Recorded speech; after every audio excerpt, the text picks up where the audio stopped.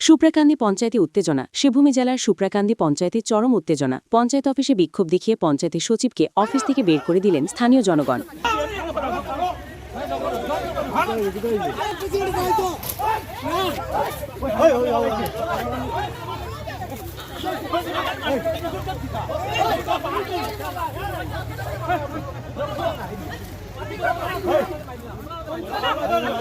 স্থানীয় সূত্রে খবর, বিভিন্ন অভিযোগকে কেন্দ্র করে আজ হঠাৎই সুপ্রাকান্দি পঞ্চায়েত অফিসে জমায়েত হন এলাকার বাসিন্দারা। অভিযোগের জবাব না পেয়ে ক্ষুব্ধ জনতা পঞ্চায়েত সচিবের বিরুদ্ধে স্লোগান তুলে তাকে অফিস থেকে বাধ্য করে। ঘটনাকে ঘিরে এলাকায় তীব্র উত্তেজনা বিরাজ করছে।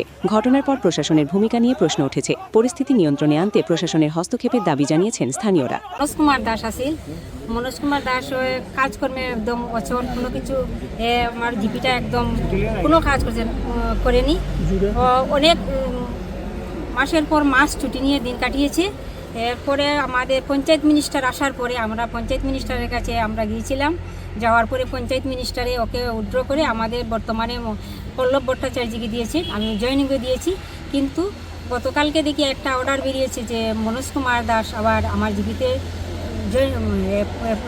পোস্টিং দেওয়া হয়েছে, কিন্তু আমার কোনো জয়েনিং হয়নি। এবং মনোজ কুমার দাস আমাকে না জানিয়ে আজকে মিটিং অ্যারেঞ্জ করেছে।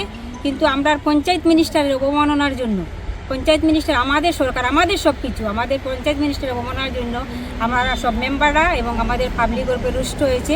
এই জন্য আমি আজকে আপনাদের দ্বারস্থ হয়েছি।